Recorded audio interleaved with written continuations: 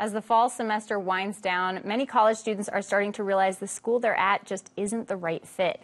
That's why every year more than 2 million students in the United States decide to transfer. But the switch can be costly, not only because of the move or higher tuition, but because a lot of credits don't end up transferring with them. And that amounts to a total of $6 billion worth of paid classes every year with nothing to show for them. Those unseen costs are the focus of GBH News' latest episode of College Uncovered, a podcast hosted by Kirk, Carapezza, and Esteban Bustillos in collaboration with the Hechinger Report. Kirk, who is also the GBH News managing editor for higher education, joins me now, along with John Marcus, education editor for the Hechinger Report, and Simba Gandari, who joins the podcast to share his story of trying to transfer college credits. Thank you all so much for being here. I want to start with you, Simba, just because I think what you have experienced is kind of It's a good example of kind of the work that both of you have been doing to kind of uncover, how do you say, pull back the ivy? Right, pull back the ivy on American higher ed. Yes. So just talk a little bit about you were born in Zimbabwe, you came here, and then you were kind of going through the U.S. educational system, and what was your experience with that? Yeah, so I started at Piedmont Technical College in rural South Carolina, and I got my associate's degree, and then I was ready to transfer to a four-year college. However, the options that I looked at in some cases would only take half of my credits. I had 66 credits in total. Some schools would only take about 45. I did find a school in Milwaukee, Cardinal Stritch University, that was willing to take 60 of my credits, and I chose to transfer there. However, almost in my last semester, I was informed that I was still missing credits, and I'd have to take an extra semester of college. You spent money on these courses, you took the courses, you learned the information, and you were just told, I guess, that they were not valid or they weren't worth as much at a four-year school? I was told I was missing specifically English literature. I had taken what was needed at the community college. However, they still said I was missing an English literature class and a second class, and I'd have to stay for that extra semester. So I was heartbroken and also just didn't have the financial means to take another semester.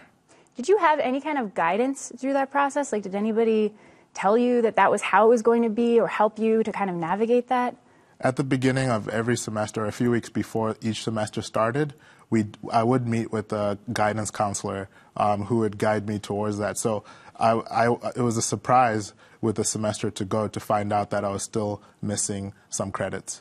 Yeah, because they were telling you that it was going to work out and you'd be able to transfer them, right? Yes, that's correct. It kind of reminds me of, and I want to get to the podcast, I promise, but it reminds me of a lot of people's immigrant experience in general, where you might be a doctor or a lawyer and then come to America and be told that you need more school or more credentials, right? Yes, exactly. And it's when you don't have the financial means or a family to help support you through that process, you're really relying on the school's staff to guide you in that process because they're the experts. And when they let you down, it's heartbreaking because you just don't have the other options that maybe American students have. Yeah.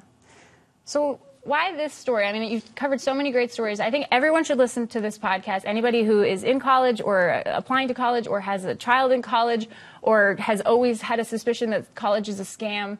Or you live near a college. Yeah, live near a college. Yeah, if you want to know anything about college, I think you're illuminating a lot of these stories because you didn't really have anyone to tell you, oh, this is how this works, and there's a lot of that in the college system, right? Right. I mean, the American higher education, and in our psyche takes up a big space, right? It's a lot about getting into college, right? Or, how do I get my kid into college? But what we're trying to do is kind of pull back the curtain and look at the admissions process and the business of college admissions, but also looking at what happens to transfer students. So we dedicate a whole episode to this because this affects a lot of students like Simba. Right, and we're talking about millions of students every year who are trying to transfer, and their credits are not transferring. The Government Accountability Office finds that 4 in 10 college credits don't transfer from institution to institution. 43% don't transfer. And, while it affects community college students or technical college students, this affects everybody, too. I mean, and, if you're at a for-profit institution, 90% of those credits don't transfer, right? So this costs students a lot of time, a lot of money, and it's one reason why many students in this country don't graduate in 4 years. You talked about government accountability office. I mean, is anything being done about this? Is anybody regulating this? Does anyone care about these, for-profit or not institutions? One of the things that we put out in the podcast is that universities and colleges have almost no accountability, despite the fact that they get more than $140 billion a year in federal taxpayer money in the form of Pell Grants that is non-loan aid and research funding. There's almost no accountability to show for it. So there's very little that we get out of colleges and universities except for information. For example, the proportion of their students who graduate. And even that information, as we also point out, is very misleading and often purposely so. So when you talk about why we look to transfer, there's 33% of the people that start college never finish. There's more than 30 million Americans who have started college and never finished and spent not only money, as you say, but time. They're very angry. And for so many of them, and I talked to many of these people, the transfer problem is the biggest frustration. They were told their credits would transfer, but they weren't told that they wouldn't transfer into their major. So they acquire credits that would transfer sort of as general education transfer credits, but they have to take a bunch of other courses over. This is particularly a problem for community college students, 80% of whom when they start, say they plan to transfer and get a bachelor's degree.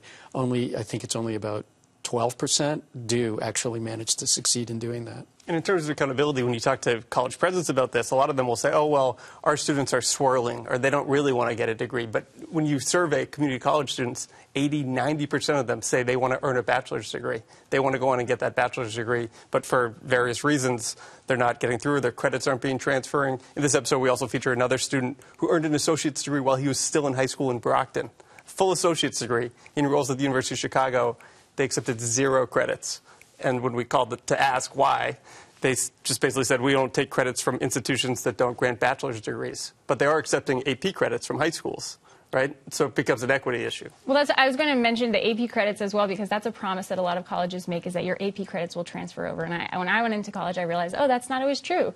They just can sort of subjectively decide randomly, it seems, that that's not true. And I listening to this podcast, I was thinking a lot about how I went to public school and I had friends that were in private school, and my guidance counselor didn't know what the Common App was. And their guidance was very they had specific SAT tutors, or their parents were, there was investment in their college path beyond ROTC or a trade, which are, I think more and more people are now, those are appealing because of the costs that they've accrued. But it's just about education, right?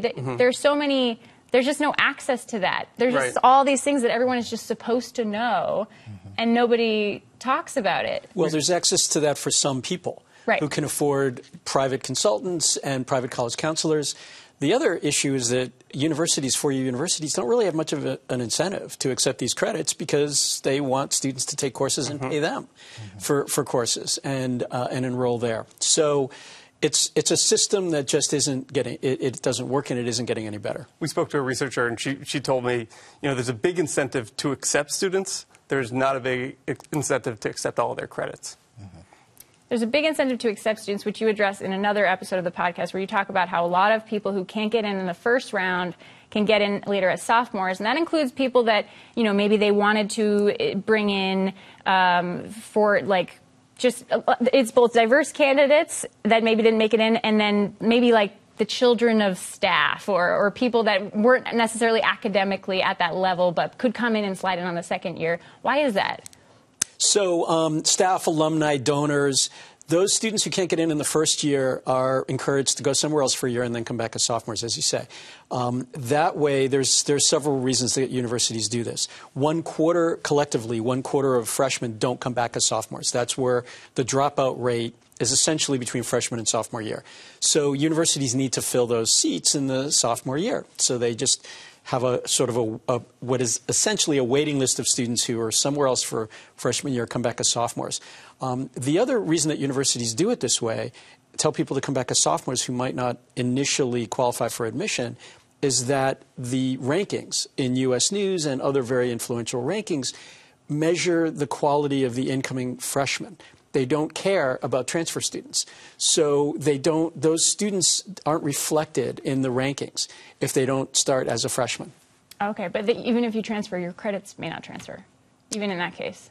Even in that case, your credits may not transfer. Although freshman year credits tend to be more general education. Okay. So general education credits, and these sophomore admits have started almost exclusively at other four-year universities. Right. I don't know that the transfer problem is quite so bad there as it is, for example, going from a community college to a four-year university. I want to talk a little bit about Varsity Blues because we worked together in the newsroom and you just, we're all over that. You went to every big wig trial. You covered the heck out of that. That is an example of these wealthy people doing everything, having every advantage, right? They have the coaches, they have every privilege, and they still cheat to get in. Yeah, and we use that as a jumping off point, right? I mean, that story's pretty well documented, right? If you have a People magazine subscription, you've read about Lori Loughlin and Felicity Huffman, right? So we kind of jump off from that. Who essentially bribed to get their children into prestigious universities. Exactly, right. And they, some families paid extra and photoshopped pictures of their kids to make them look like, water polo athletes. I mean, the story was well documented, right? But what John and I are trying to do with this podcast is to kind of tell you the things that you don't already know about the admissions process and the many other ways that rich families game the system to get their kids into the quote-unquote right college. So we look deeply at early decision, where some schools now are admitting 50, 60, during the pandemic, 70% of their students via early decision, and that primarily benefits rich families because you're accepting an offer before you can see your financial aid offer. Yeah, and it makes you think about, you talked about affirmative action for wealthy people, right? Now there's no affirmative action, but there is affirmative action for wealthy people. I think someone you spoke to is saying how it's not about necessarily giving everyone the same thing. It's about equity, right? Like raising some people up who may not have the same opportunities. Right. What have you, from your sources who you've spoken to, what do they make of that recent decision about affirmative action? Yeah, I mean, on race-conscious admissions, a lot of the sources we're talking to are worried about what this is going to do to the incoming class, right? Will black and brown students be less likely to apply to these institutions if they don't think that their race is being considered or their identity is being considered? But we won't know until next year what the actual effect is. But there are many things. I think what we're hoping to point out is that there are other things that schools can do, right? I mean, there's a bill here on Beacon Hill that would ban early decision, say schools can't do that. But, if you do continue to admit so many rich families via early decision, then you'd have to pay a tax that would support community college students. In that episode, we also look at, some of the ways that wealthy companies now are paying consultants to come in and work with their employees to help them do the application process for them because it's just become so convoluted, right? And so families are trying to get an edge however they can, and I think one of our key takeaways is that rich families will always seek the edge, right? And it's on the institutions to hold themselves accountable. I think the overarching theme here is that universities work in their own self-interest, and that's what we want to point out. And for some reason, we as a society tend not to think that about universities. But they are human institutions just like any other human institution, and in many cases worse. If you look at some of the scandals at universities like Penn State, Michigan State, USC, not just Varsity Blues, but other scandals, you see that kind of acting in the self-interest. That is the motivation of universities and colleges. They're not acting in your interest as a student or a parent. They're making money. Right. Simba, I want to just end quickly. I want to go back to you. What is your experience now? What's your path? Where do you end up? So I ended up at Harvard. Hell yeah, that's awesome. Okay. Fortunate enough to have a support system. My wife, my family were able to guide me and take sacrifices as well. So I ended up at Harvard. I just graduated in May with my master's in education leadership. Congratulations. And I'm hoping to give back to help students that are going to community colleges or are thinking of community colleges and thinking about transferring and helping them get to a four-year institution. That's wonderful. Was this process, did it influence where your kind of path moving forward? Yeah, it definitely did influence this path moving forward. It's just that I realized that I was in this position 15 years ago, and this is my chance to give back, especially knowing the system a little bit better now. Great. Thank you so much. Simba Gandari, Kirk, Carapezza, and John Marcus, thank you for being here. Thank you. Thank you. Thank you.